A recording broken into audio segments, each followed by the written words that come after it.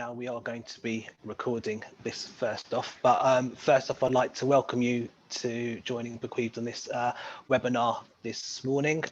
We as Bequeathed and our charities team thought it would be a good idea to give something back to our fellow fundraisers, and we often hear that a lot of fundraisers in the legacy fundraising sector are always keen to know about the links between legacy and in mem, and what they can do to steward, and if they can steward each other's pledges and stuff. So we're really delighted to welcome Kate Jenkinson, head of legacy and in mem consultancy from Legacy Foresight, and Michelle Edelman, legacy and in memory manager from Battersea, to join us this morning and tell you about what they're doing and research from Kate and various different things about the links. So without further ado, I think I'll hand you over to Kate Jenkinson.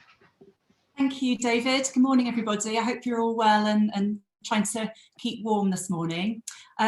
I should probably just start by saying that David just gave me a bit of a promotion then. I'm head of in-memory consultancy at Legacy Foresight. I don't claim to be an expert on legacy giving, although clearly this area crosses over those two areas. Now, in memory and legacy giving, let's talk about this subject.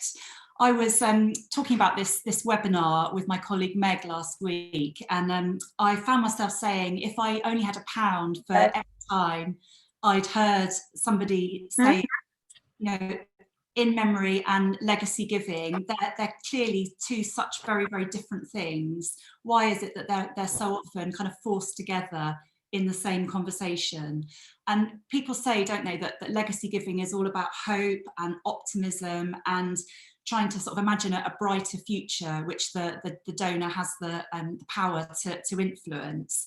Whereas in memory is more kind of about the here and now and something that's just happened, and in a sense about something that the donor has already in effect lost control of. So as you know, I'm approaching this conversation very much as an in-memory geek, but if you do happen to be here today with that kind of mindset, I'd like to just put one thing to you this morning, and that's that within memory and legacy giving, we're actually very often talking about the same group of people here. Now, you might be a member of In Memory Insight, or you might have heard of In Memory Insight. We're the cross-sector rolling consortium research programme, a group of charities who get together to measure and try and improve our understanding of in-memory fundraising and in-memory supporters. And a couple of years ago, there was enough interest in the subject that we made it the focus of our research for that year. And our Learning Circle have kindly agreed for us to share some of the headlines from that research slightly more widely.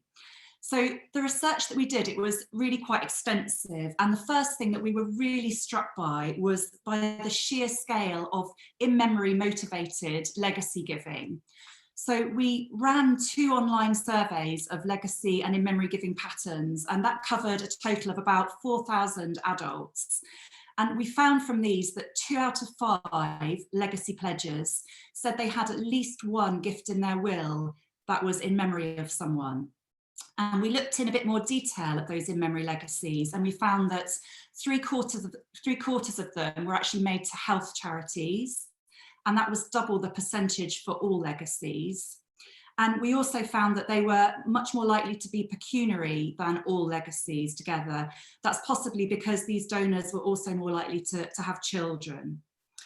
And most of these in-memory legacies, they've been left in memory of parents or in-laws or partners, but there were also lots of friends who were being remembered with these legacies. And we also found that 3 out of 5 legacies that were in memory had actually been preceded by some kind of in-memory connection with the charity beforehand. So often that was a gift made at a funeral or straight after the funeral. And some of these were actually really quite high value donations. Now, following on from that, every couple of years at In Memory Insight, we performance benchmark all our member charities. So we look at their in-memory giving and fundraising against a number of different measures. And at the time of this project, we decided to collect some extra charity data on the in-memory journey. So we were basically trying to compile some hard evidence and to try and correlate known in-memory supporters and subsequent legacy gifts. And in all, we had 22 members of our consortium who were able to supply data on this important subject. And I think this is where the really sort of dynamite findings came from. So we found that supporters who had a known in-memory connection were 3 times more likely to pledge a legacy to the charity. They were also twice as likely to be legacy prospects or considerers. And that's comparing them to standard regular donors who were giving via direct debit or standing order. But it wasn't just about likelihood to leave a legacy, it was also about the value of those legacies. So we found that legators who had a known in-memory connection to the charity left bequests of much higher value. So for pecuniary legacies, in-memory supporters left double the value, and at the time that was a difference of about £4,000. But for residual legacies, from a known in-memory supporters, the average gift was 2/3 higher than from a supporter with no known in-memory connection. So at the time, that was a difference of about 33,000. So a really significant difference in the value. So, of course, we were really interested in the question of why such a relatively high number of in-memory supporters do go on to leave gifts in their will. So is it for the same reason that they supported in memory in the first place, so all to do with the experiences and connections of their loved one, or is it because of what happens to them after they've made an in-memory connection with the charity in terms of the stewardship and the journey that they go on with that charity subsequent to that, or is it perhaps a bit of both those things, a combination of both those things? So when we did focus groups and depth interviews as well for this project, and we tried to really dig deep into how in-memory pledgers felt about their in-memory legacies. And what we found is that in the donor's mind, for the donor, the legacies that are clearly understood and identified by them as being made in memory of somebody, they effectively trump those who they trump the legacies that don't have any connection to a loved one.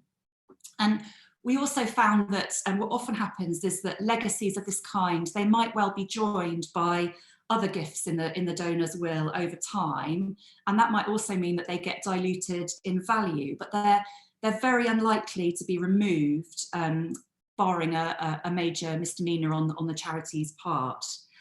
So we talked about we talked to donors about whether they felt that they own the connection with the charity, or did they see the in-memory legacy charity as belonging to the person that they were remembering.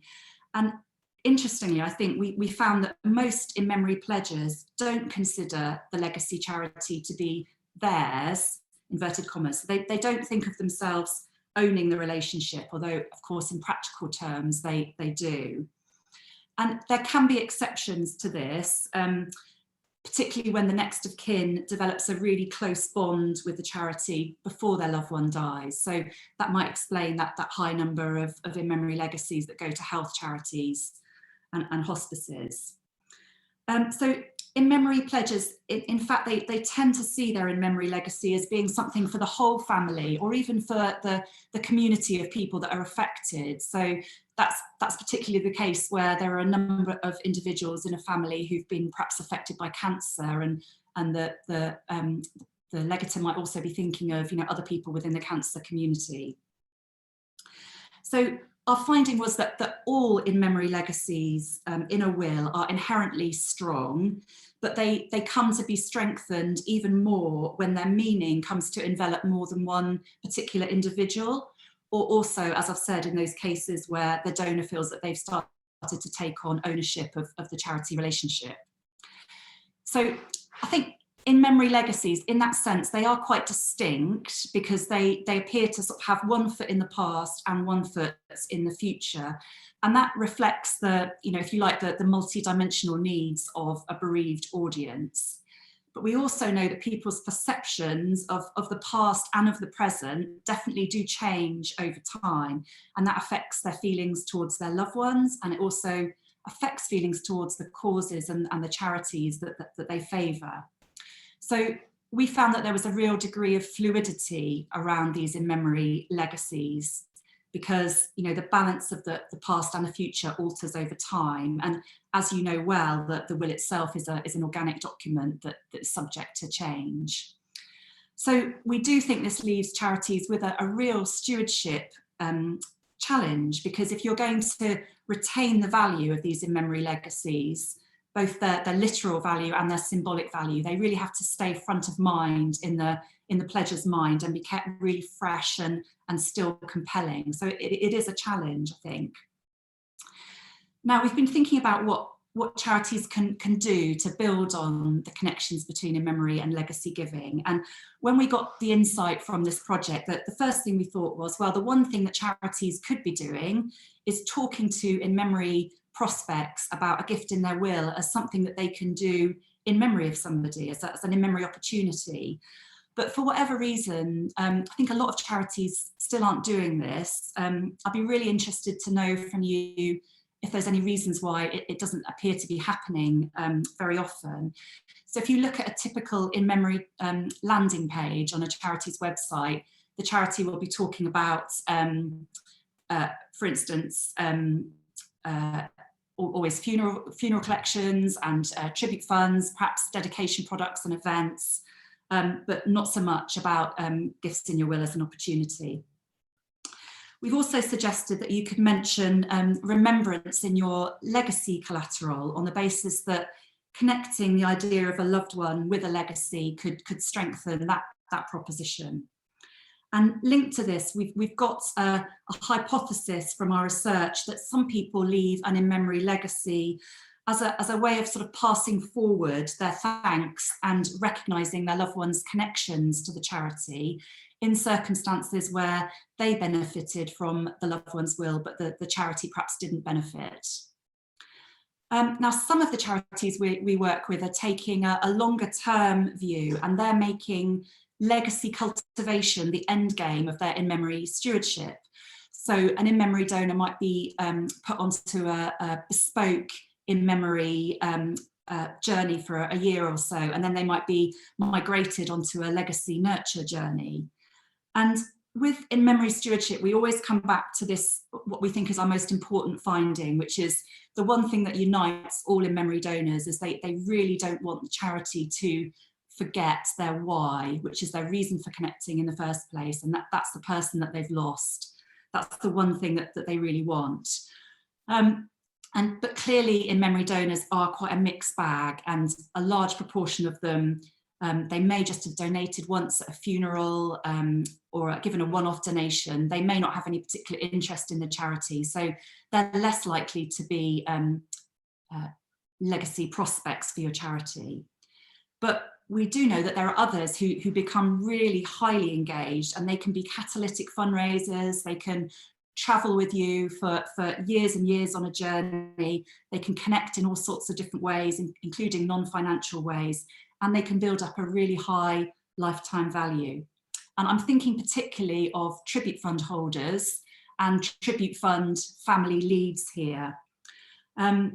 It makes sense, doesn't it, if you think about it, that tribute fundraisers develop more attachment, because you'd hope that every contact they have with the charity is putting their loved one first. So it's a reinforcement in their mind of the value of the person they've lost, which you'd hope would get stronger and stronger over time. So we do have a hypothesis that tribute fund holders are particularly good prospects for legacies.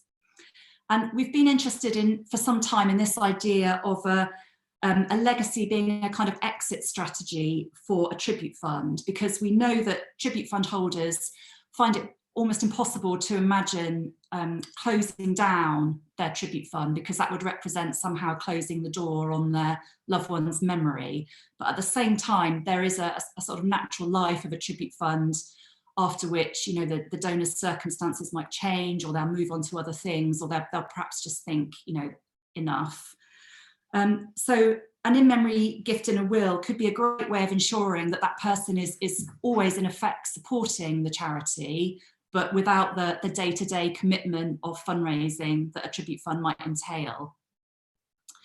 And finally, one thing I wanted to mention as well was, I don't think you can really have a conversation about in memory and legacies without touching on team structure at the charity. 15 years ago, when I was an in-memory fundraiser, it was much more common for in-memory to sit within the individual giving or community fundraising team. So they were seen as like the beating heart of in-memory activity and lead generation. Now that's definitely changed over time, and I think there's been a change of perspective on this area of fundraising and what it means. So more and more, I think we're seeing in-memory absorbed into the legacy team. And I do mean absorbed, because the downside of this, as many of you know really well, is that the legacy team can be completely maxed out for workload, and at the same time, in-memory stewardship can be really time intensive and demanding. So unfortunately, what often happens is that there are very few crumbs left under the table for in-memory at the end of the day with that model.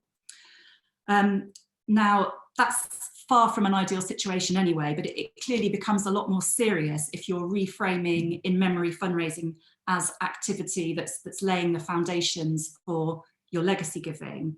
So I'm sure you would never let legacy hand raisers slip through the net, but we know for whatever reason there are a lot of in-memory fundraisers still slipping through the stewardship net.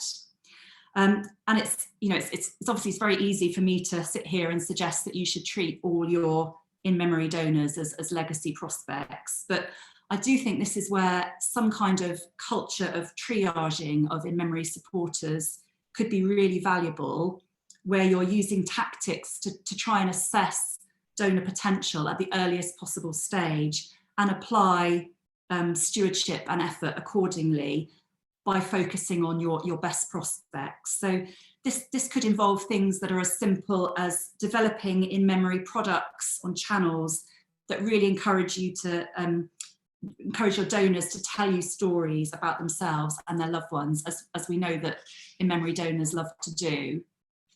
And it could mean being particularly attuned and sensitive to cases where the person who died was perhaps unusually young, or where there was a sense of a life being cut short, where we know that the energy and the drive for fundraising tends to be greater.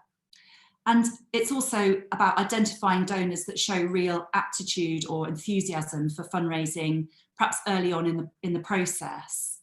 So obviously it's very important that the frontline teams at your organisations who talk day in and day out with in-memory donors do feel really equipped and confident to talk to them about other things that they might want to do in their loved one's name. And it's about listening and making a judgment on whether the donor has the proclivity to go on and do more for your charity in memory.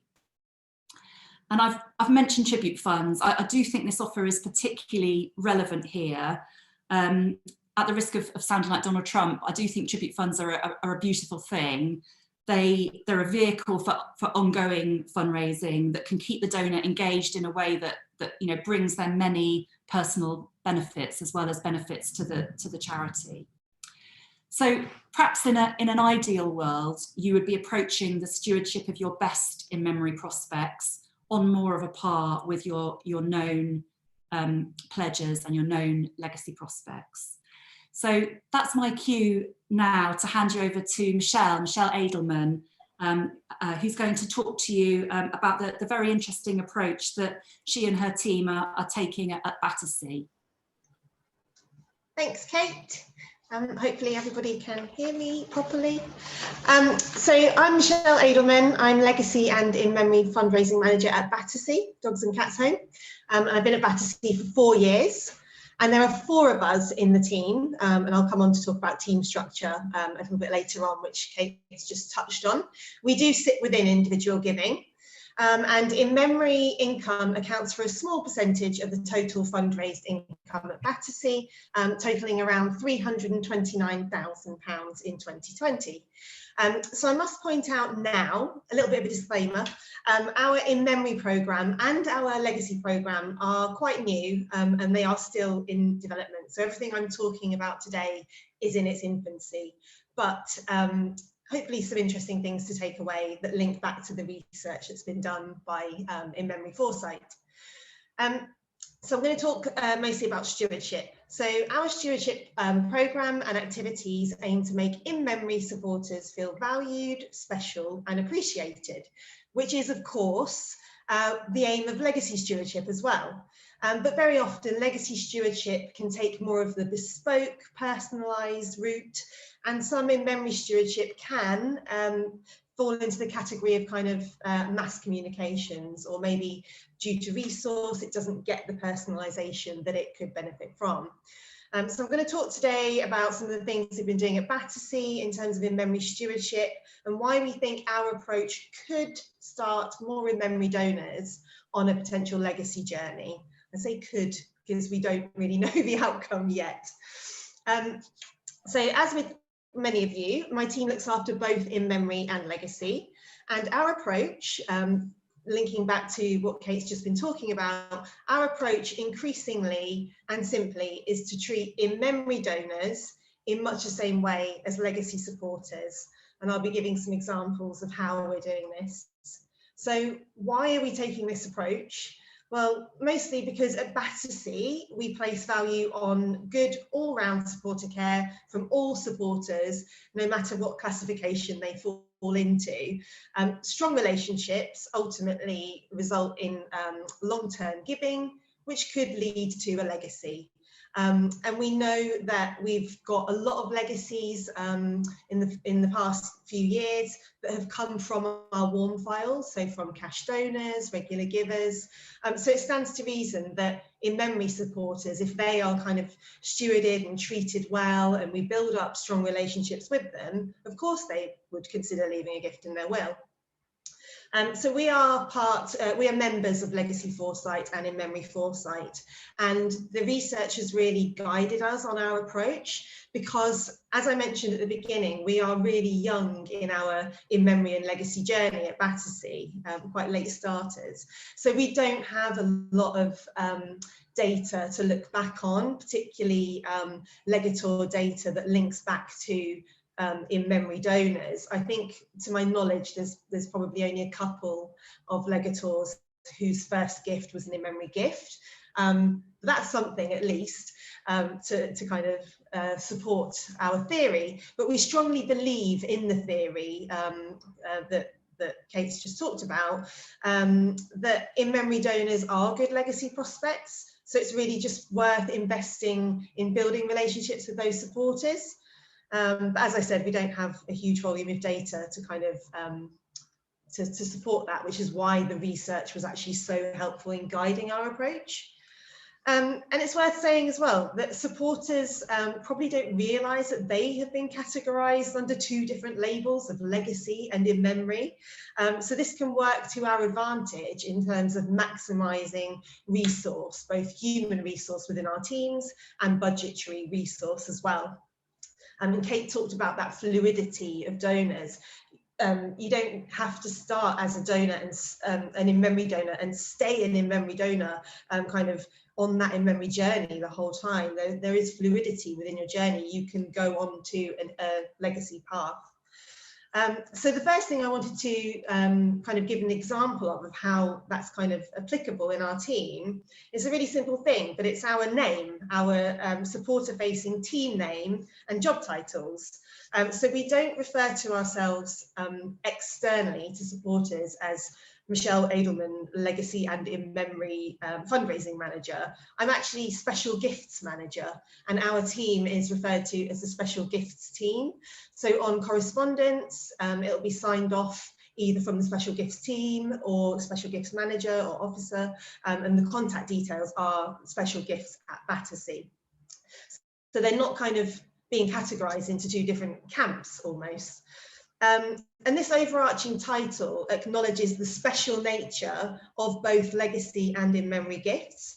Both type of gift is really special to the people that give them, and it also means that there can be some fluidity in the supporter's own journey. So as I said, just because they started as an in-memory donor, it doesn't mean that they will be kind of boxed into that category forevermore, although it is important, as Kate said, to acknowledge the nature that their gift was originally in memory, and we do continue to do that. So secondly, resource dedicated. So Kate touched on this as well. So we actually thought, when I was in the process of recruiting an additional officer for our team, back in, I think it was 2018 now, we thought about the resource and what we should focus on in memory in terms of resource. And so instead of officers splitting their work by category of supporter, so we don't have an in-memory officer and a legacy officer, we actually split the work by expertise. So I have a marketing officer who covers legacy and in-memory acquisition and conversion campaigns. And then I have a wonderful legacy and in-memory development officer who looks after stewardship, journeys, retention communications. And it just really means that we can focus on stewardship as a whole, and it means that in-memory stewardship doesn't get left behind, but also it means she's got that helicopter view of how we could potentially pull in-memory supporters into our legacy communications and activities, and that's kind of what's helped us to get to the point where we are now, where we're kind of looking at opportunities to merge the two audiences. So I understand that's not possible in every organisation, and headcount is often an issue, so I'm not saying go out and get another officer to focus on it at all, but it just might help you reassess the balance of how you're looking after in-memory stewardship. Someone's just asked a question which I'll answer now so I don't forget, where community fundraisers fit into stewardship. Actually at Battersea we don't have any community fundraisers. It was a bit of a restructure a few years ago, and that function no longer exists currently.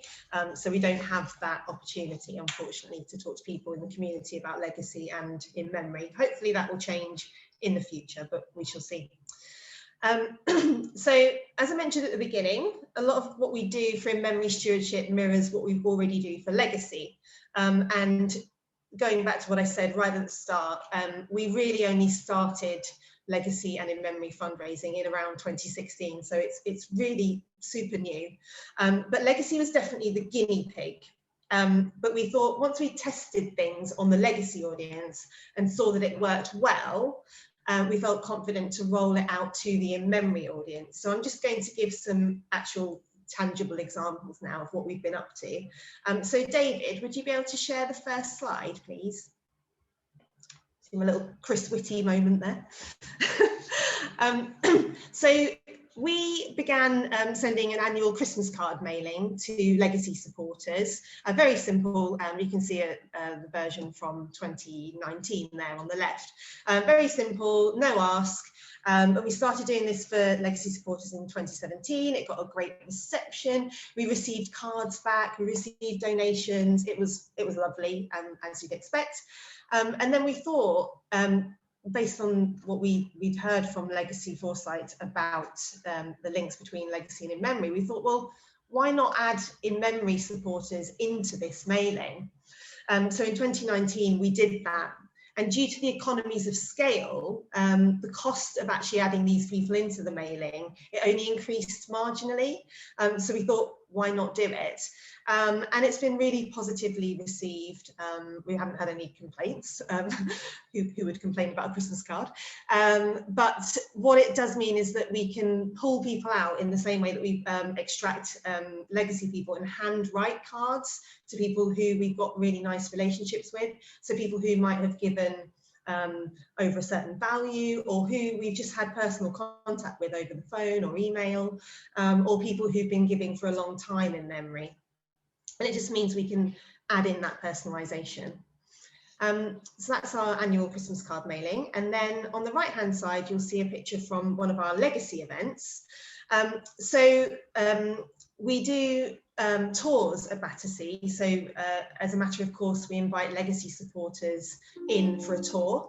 Obviously, we couldn't do that last year, but we're very lucky that we've got a site that we can show people around. So tours initially started for legacy supporters. After a while, we decided why not offer them to in-memory supporters as well.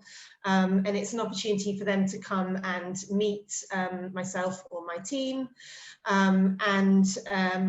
It's received really well by both legacy and in-memory supporters.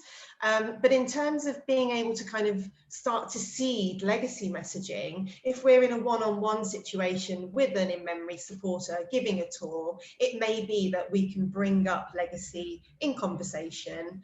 Not necessarily a hard sell. It might be something very simple like, here's a plaque commemorating someone's legacy gift, or here's something that was funded by a legacy gift.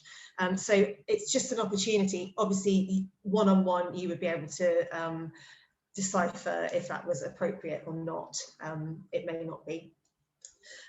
So legacy stewardship events, we began those in 2017, and we didn't have anything before that, and we've been developing our programme ever since.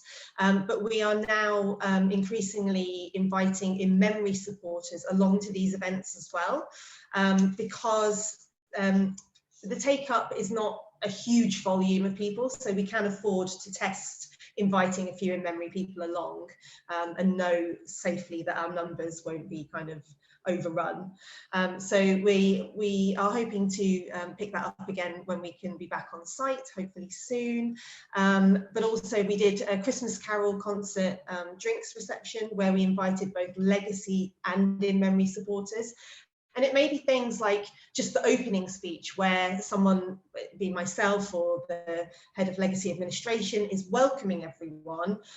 They will acknowledge legacy giving and maybe say as well, we know you're here today because you've either left a gift in your will, considering leaving a gift in your will, or you've made a donation in memory of a loved one. So it's kind of exposing that audience to legacy messaging, but not in a really pushy way.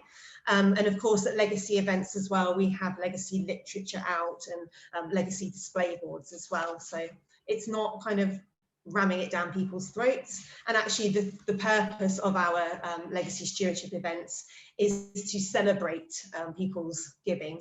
It's not, they're not conversion events, so they're not a kind of legacy hard sell.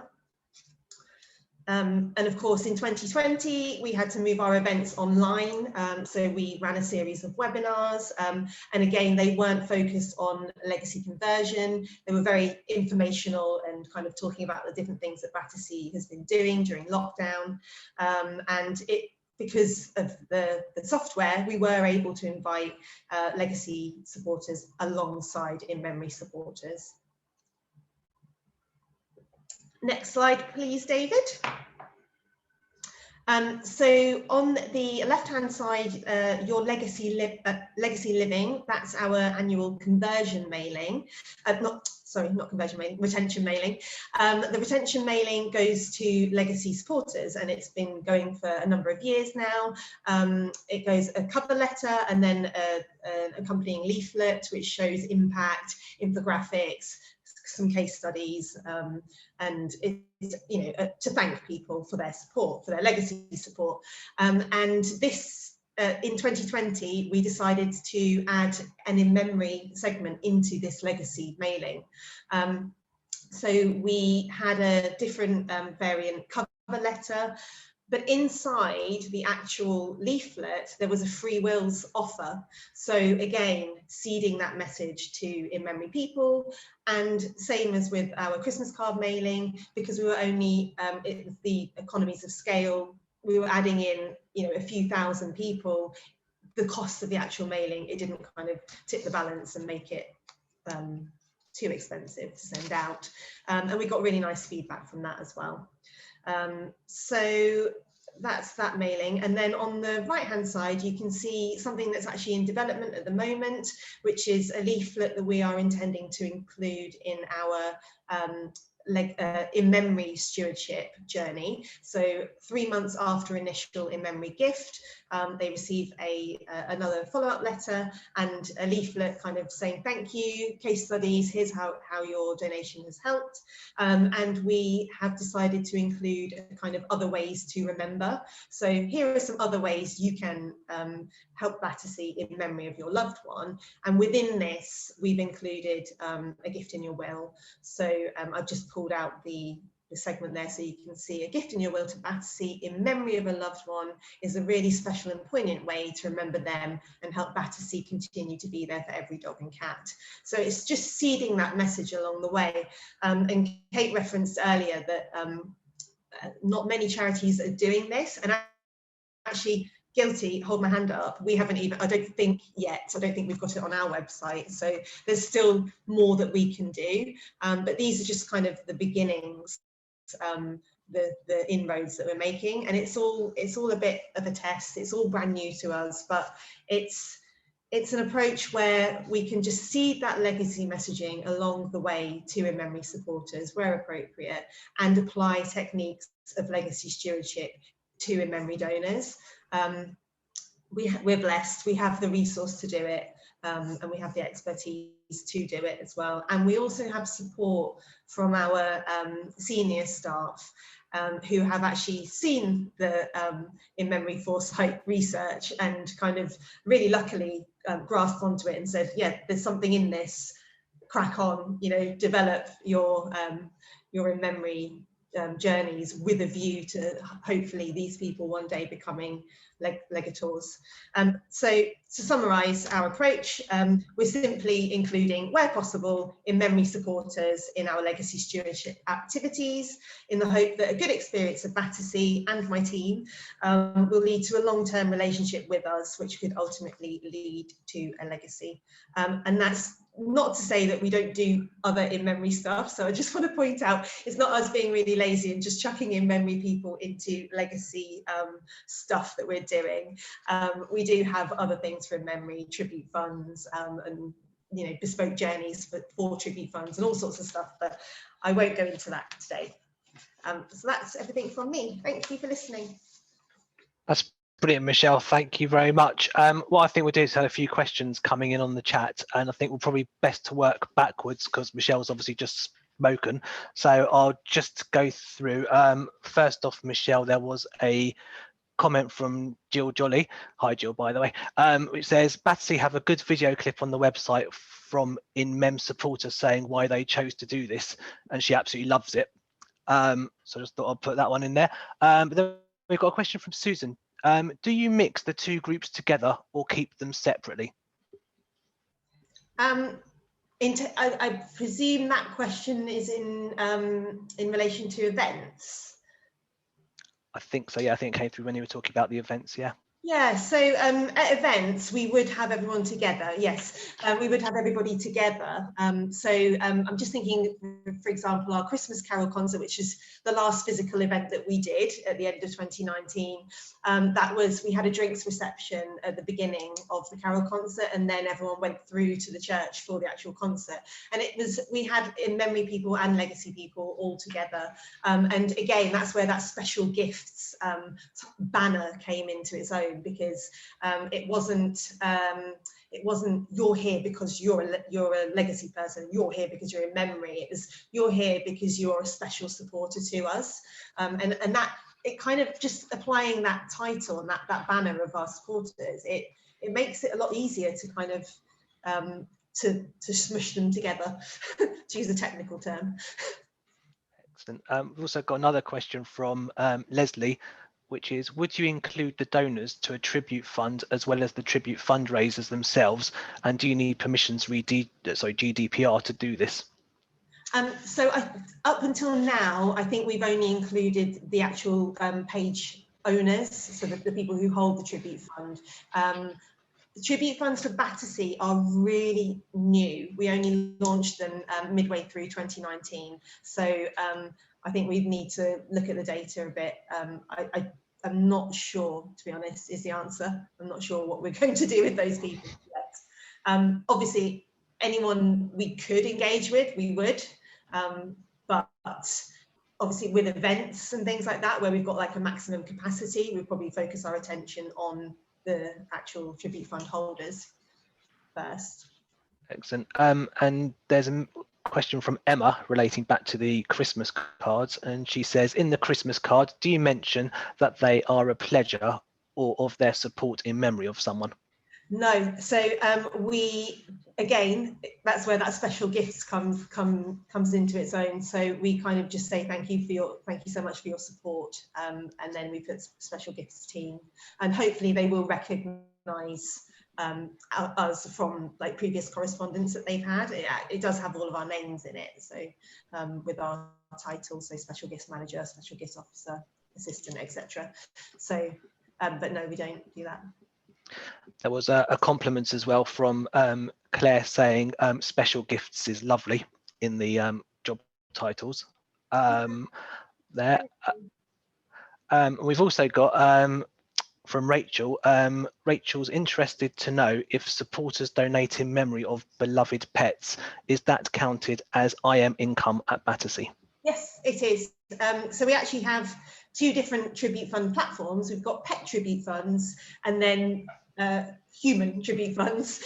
So we actually find, I think I saw a question popping up about loved in life charities, which is why we may not have as many in memory legacies yet, because it's not necessarily an obvious choice for in memory, because we're a loved in life charity, but we're focusing a lot of our attention at the moment on pet remembrance, because for us it's a lot easier to sell to kind of talk about pet remembrance. So we've got pet tribute funds, and then we focus attention around annual Pet Remembrance Day, which takes place in July. There was another one that was put on at the end here from Kate. Is there any difference in stewardship for supporters giving in memory for pets compared to people? No, actually. So we've had, I'm just thinking of an example for who we invited to our Christmas Carol concert drinks reception. There was, and I remember an individual who'd raised quite a significant amount of money in memory of his, I think it was his dog, maybe cat, I can't remember, but he came along because he'd raised a significant amount and kind of got very involved with his tribute fund. So we kind of cherry pick different people, and he was one of them. So no, it doesn't matter whether it's pet or human. Rachel has said here, regardless of GDPR restrictions, I think you have to assess the value of reaching out beyond the tribute holder to IM donors to tribute funds. The proximity to the cause can be quite remote. Maybe it's worth looking at the value of gift in this respect. Yeah. I think there was another one after. A lot of work to do on tribute funds. They're very, very new for us. And there was another question from Karen. Do you have any difficulties in capturing legacy pledges? No. $1 million question, that. So, for example, like if we were doing a legacy stewardship event, but also inviting in memory people along, we do give a feedback form out at the end, and there is an opportunity on there to state your legacy intention if you want to. And I know that we've done events where people have brought along, like, you know, friends, relatives, and those friends and relatives have ended up pledging or inquiring at the event, and they weren't already known to Battersea. So we haven't had that with in memory donors yet, but it could happen if we invite in memory donors along to legacy events and they fill out that information on the form and tell us. Excellent. I think that was it for the moment for Michelle, but there was a couple from Kate at the beginning, which I'm just scrolling back up to.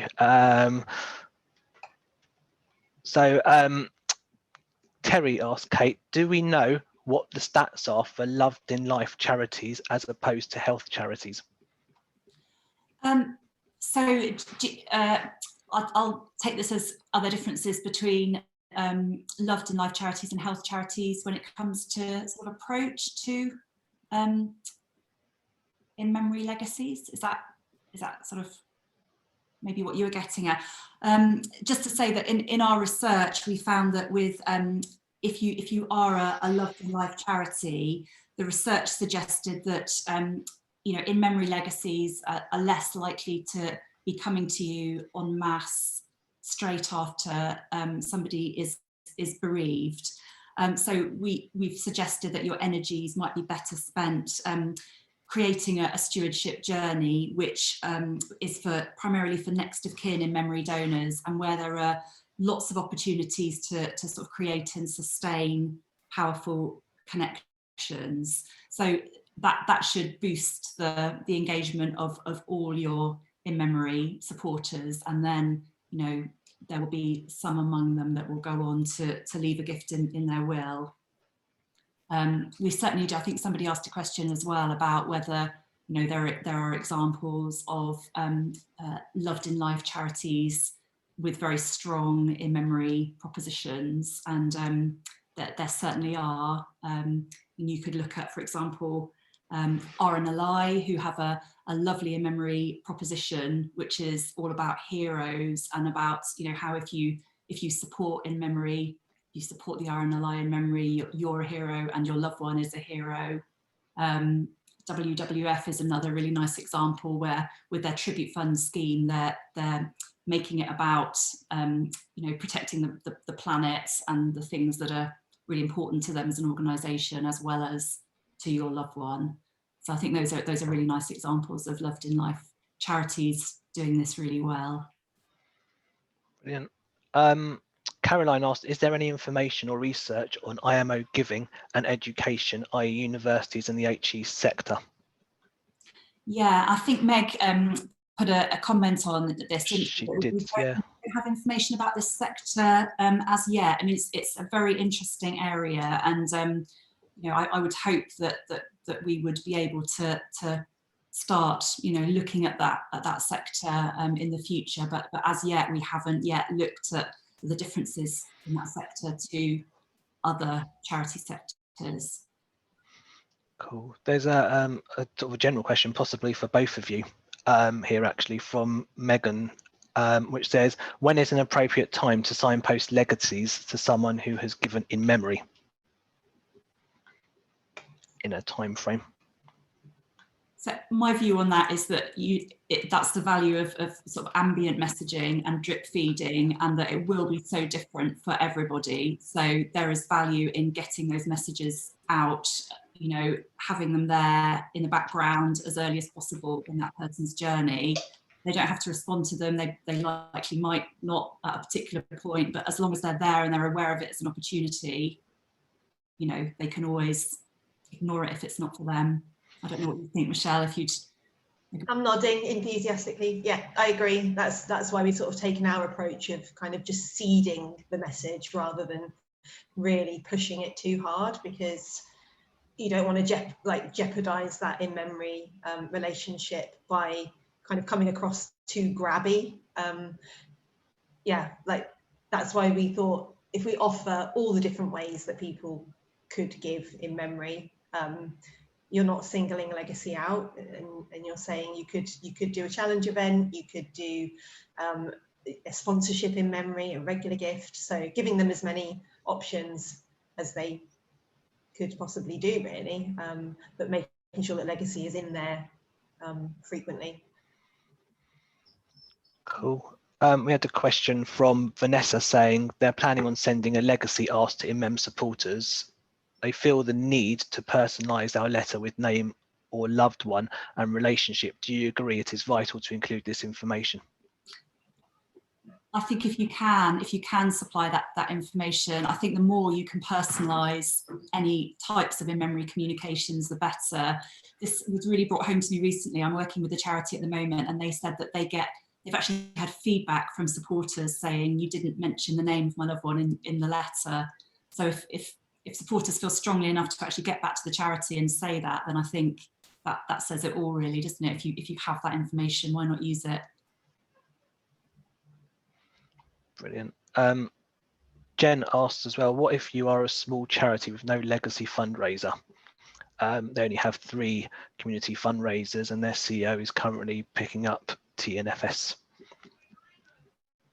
So what's your sort of view on if you're a small charity with no legacy fundraiser?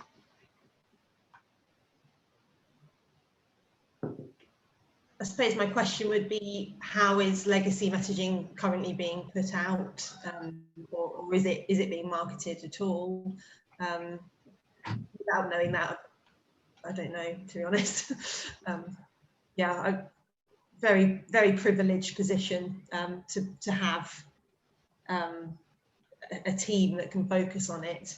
But I need to understand a bit more about how they're currently talking about legacies. Fair enough. Just scrolling down towards the end. Ask that question.